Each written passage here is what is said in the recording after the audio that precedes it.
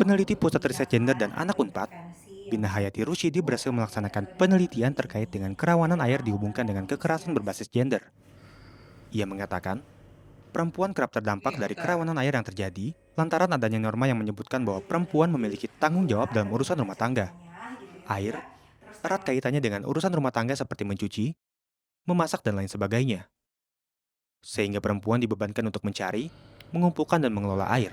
Ya di dalam masyarakat kita mengenal adanya istilah gender roles ya, peran gender ya adalah, di mana ada, norma-norma tertentu gitu ya, aturan-aturan tertentu yang, mengatur yang pantas itu perannya itu apa sih, laki-laki tuh pantasnya apa perannya, perempuan tuh pantasnya apa. Nah, di hampir seluruh dunia ya, di hampir seluruh bagian dunia, perempuan itu memang, mendapatkan peran yang dekat dengan pengelolaan air.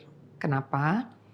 Karena perempuan itu, di dalam, aturan apa, maksudnya di dalam peran gender di dalam masyarakat itu memang lebih banyak diharapkan untuk terlibat mengurus rumah tangga gitu ya. Dengan pekerjaan-pekerjaan selain mengurus anak, mengurus yang sakit ya, masak, nyuci, bebersih gitu ya. Nah mau nggak mau tugas-tugas tadi sangat erat dengan kebutuhan air. Nah sayangnya perempuan di sini dia melakukan itu dia nggak hanya diem saja, dia harus melakukan mencari air jika tidak ada. Kemudian ya, mengumpulkan airnya, kemudian juga me-manage ya, seperti apa gitu ya. Nah, kita melihat bahwa di dalam proses mengumpulkan air gitu ya, mencari air, mengumpulkan air, membawa air ke rumah, melakukan pengelolaan di air itu, bisa menimbulkan resiko kekerasan terhadap perempuan.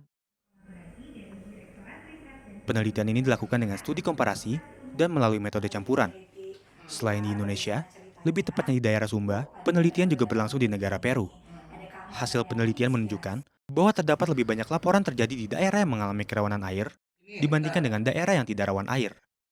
Sementara itu, penelitian di Peru berupa in-depth interview dan focus group discussion menunjukkan bahwa terdapat kaitan antara kerawanan air dengan kekerasan berbasis gender. Di sisi lain, selain melakukan penelitian, para peneliti bekerja sama dengan komunitas setempat juga menghasilkan solusi terkait dengan kerawanan air yang terjadi di daerah-daerah tempat penelitian berlangsung.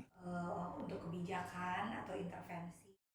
Ya, untuk penelitian ini, kalau untuk karena penelitian ini kan, mixed method ya, jadi kita menggunakan, analisa statistik untuk melihat apakah ada asosiasi antara kerawanan air dan kekerasan berbasis gender, dan kita temukan di Indonesia, di lokasi penelitian di Sumba, bahwa, di daerah yang mengalami kerawanan air, perempuannya melaporkan lebih banyak, tindak kekerasan, terhadap perempuan dibandingkan dengan perempuan yang, tidak berada di daerah rawan air.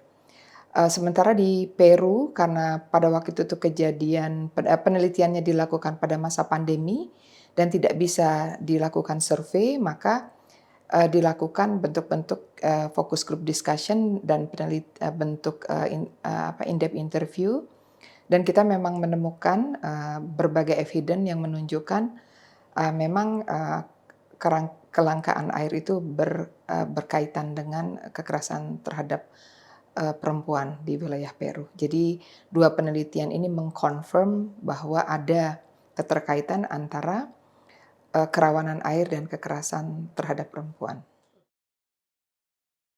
Diseminasi hasil riset ini dapat Anda saksikan melalui program Hard Talk. Dari Jatinangor Sumedang, tim liputan di Via TV melaporkan.